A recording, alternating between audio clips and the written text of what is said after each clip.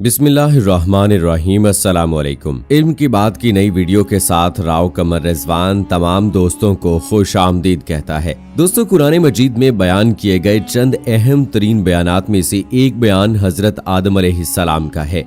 हजरत आदम अलैहिस्सलाम अबुल बशर हैं, यानी कि तमाम इंसानों के बाप। कुरान मजीद में कई जगहों पर आप अलैहिस्सलाम का तज़किरा फरमाया गया है। अल्लाह ताला ने हजरत इजराइल अलैहिस्सलाम को हुक्म दिया कि जमीन से हर किस्म की मिट्टी लेकर आओ।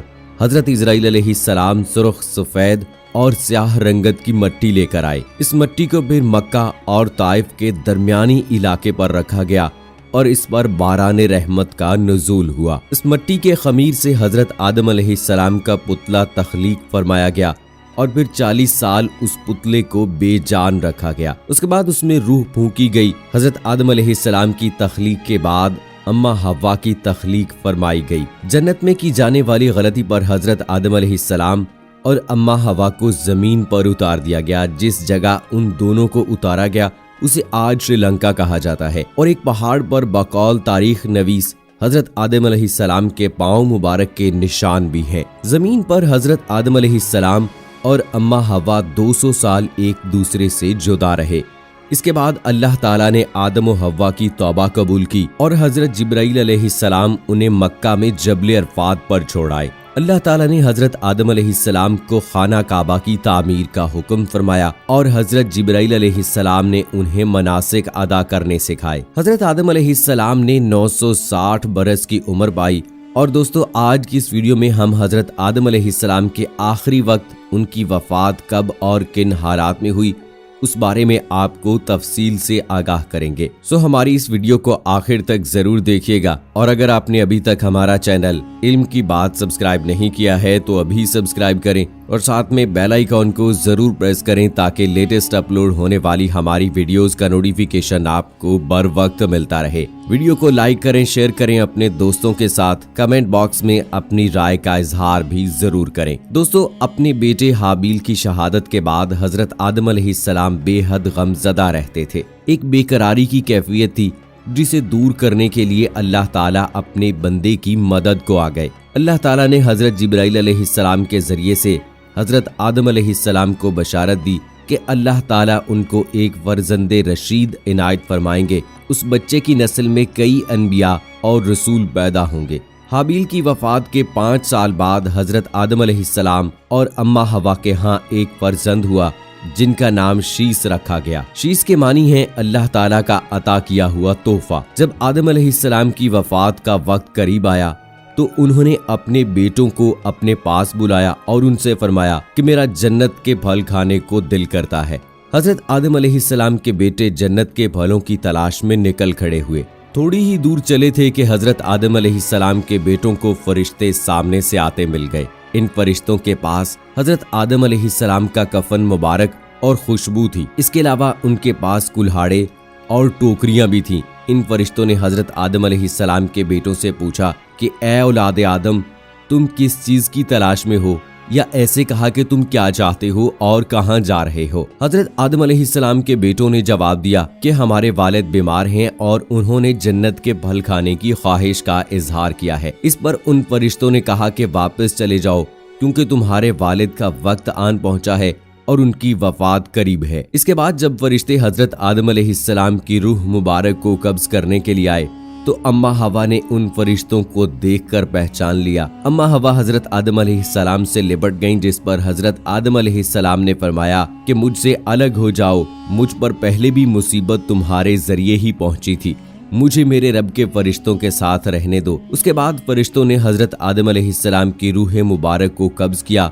आप अलैहिस्सलाम के जिस्म अतहर को गुस्ल दिया। आप अलैहिस्सलाम को कफन पहनाया गया, खुशबू लगाई गई। इसके बाद आप अलैहिस्सलाम की लहद मुबारक को तैयार किया गया। आपकी नमाज जनाजा अदा की गई जो कि रिवायात में आता है कि हजरत जिब्राइल अलैहिस्सलाम ने पढ़ाई। इसके बाद हजरत आदम अलैहिस्सलाम को कब्र में उतारकर ऊपर से मिट्टी डाल दी गई। आखिर में फरिश्तों ने हजरत आदम अलैहिस्सलाम के बेटों से कहा कि ए आदम अलैहिस्सलाम के बेटो, तुम्हारे लिए यही तरीका है, यानी कि मुर्दे की तदफीन का। हजरत अबी बिन काब रज़ी अल्लाह तआला अन्हु से रिवायत है कि नबी करीम सल्लल्लाहु अलैहि वसल्लम ने फरमाया कि जब हजरत आदम अलैहिस्सलाम की वफात हुई तो फरिश्तों ने उन्हें ताक अदद पानी से गुस्ल दिया और उनकी तदफीन की और फिर कहा कि आदम की औलाद में ये आदम की सुन्नत है। हजरत आदम अलैहिस्सलाम की तदफीन कहाँ की गई, इसके बारे में इख्तलाफ पाया जाता है। कुछ रिवायात में हजरत आदम अलैहिस्सलाम की तदफीन की जगह श्रीलंका लिखी गई है, कुछ में जबले अबी कबीस, कुछ में सऊदी अरब में मस्जिद खरीफ के सेहन या अंदर और कुछ में इराक। एक रिवायत ये भी है कि जब हजरत नूह अलैहिस्सलाम के ज़माने में तूफान आया तो हजरत नूह अलैहिस्सलाम ने हजरत आदम अलैहिस्सलाम और अम्मा हव्वा की मैयतों को एक ताबूत में डालकर कश्ती में रख लिया था और तूफान के खत्म होने के बाद बैतुल मक़दस के इलाके में दफन कर दिया था। हजरत आदम अलैहिस्सलाम ने अपनी वफात से पहले हजरत शीस अलैहिस्सलाम को अपना कायम मकाम बना दिया था। उन्होंने अपने तमाम बेटों को तलकीन की कि वो सब हजरत शीस अलैहिस्सलाम पर ईमान ले आएं और उनकी फर्मा बरदारी करें। हजरत आदम अलैहिस्सलाम के तमाम बेटों ने इस बात का इकरार किया। फिर हजरत आदम अलैहिस्सलाम के विसाल के बाद हजरत शीस अलैहिस्सलाम ने तबलीग का काम शुरू कर दिया। उस दौर में इंसानों के अंदर नाफरमानी आ चुकी थी। हजरत शीस अलैहिस्सलाम के दौर में बनी आदम के दो गिरोह थे। एक वो था कि जो अल्लाह ताला और हजरत शीस अलैहिस्सलाम की ताईद करता था, जबकि दूसरा गिरोह काबिल की औलाद की फर्मा बरदारी करता रहता था। हजरत शीस अलैहिस्सलाम की नसीहत पर कुछ लोग वापस राह रास्त पर भी आ गए, जबकि कई बदस्तूर नाफरमानी पर ही अड़े रहे। हजरत शीस अलैहिस्सलाम लोगों में उन बातों की तबलीग करते, अव्वल अल्लाह को पहचानना, नेक व बद को जानना, बादशाह या हाकिम वक्त का हुक्म मानना, माँ बाप का हक पहचानना और हुक्म मानना, लोगों से नेकी और मोहब्बत करना, गुस्से पर काबू रखना, मोहताजों मसाकीनों को सदका देना और उन पर रहम करना, गुनाहों से परहेज करना, मुसीबतों में सब्र और अल्लाह ताला का शुक्र अदा करना। हजरत शीस अलैहिस्सलाम का जब अपने रफीक आला की जानिब कूच करने का वक्त आन पहुंचा तो उन्होंने अपने बेटे अनूश के हक में वसीयत कर दी। चुनाचे नबूवत के मनसब को हजरत शीस अलैहिस्सलाम के बाद अनूश ने संभाला। अनूश के बाद ये मनसब उनके बेटे कैनन और फिर उनके बाद उनके बेटे माहील के हिस्से में आया। माहील के बारे में तारीख नवीस लिखते हैं कि वो इंसानों में सबसे पहले इंसान थे जिन्होंने दरख्तों को काटा। उन्होंने शहर बसाए और बड़े बड़े किले तामीर किए।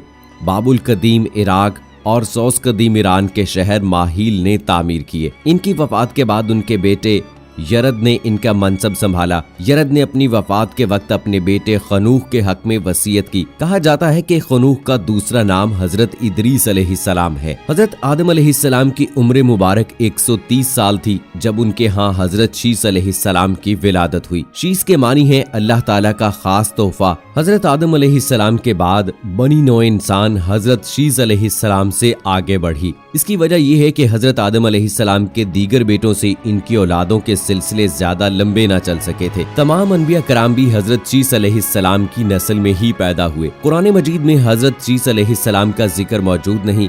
नबी करीम सल्लल्लाहु अलैहि वसल्लम की एक हदीस मुबारका के मुताबिक अल्लाह ताला ने अपने नबियों पर 100 सहीफे और 4 किताबें नाजिल फरमाई। इन 100 सहीफों में से 50 सहीफे हजरत शीस अलैहिस्सलाम पर नाजिल हुए। इस बात से हजरत शीस अलैहिस्सलाम की नबूवत साबित होती है। आप अल्लाह ताला के दूसरे नबी थे।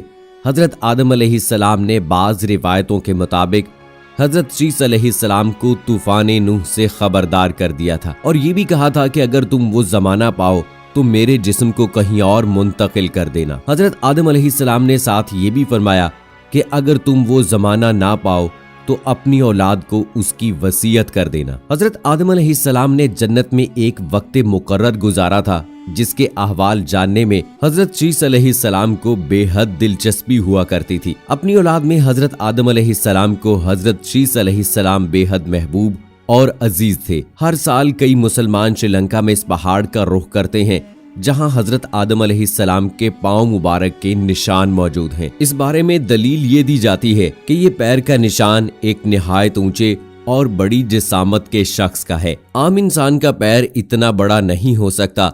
हजरत आदम अलैहिस्सलाम का कद 60 मीटर या 60 हाथ था। अल्लाह ताला हम सबको इस मुबारक पैर के निशान की ज़ियारत करने की तौफीक नसीब फरमाए। आमीन सुम्मा आमीन। तो दोस्तों ये थी हमारी आज की वीडियो, जिसमें हमने आपको बताया कि हजरत आदम अलैहिस्सलाम को अल्लाह ताला ने किस तरह से पैदा किया, किस तरह से दुनिया में भेजा, कब और किस तरह उनका विसाल हुआ। और दोस्तों आखिर में आपको ये भी बता दें कि हजरत आदम अलैहिस्सलाम का कुरान पाक में जिक्र 17 मरतबा आया है। तो उम्मीद करते हैं कि दोस्तों हमारी आज की वीडियो आपको पसंद आई होगी। इस वीडियो को लाइक करें, शेयर करें अपने दोस्तों के साथ, ताकि ज्यादा से ज्यादा लोगों तक ये अहम मालूमात पहुंचती रहें। मुझे अगली वीडियो तक इजाजत दीजिए। फी अमानिल्लाह।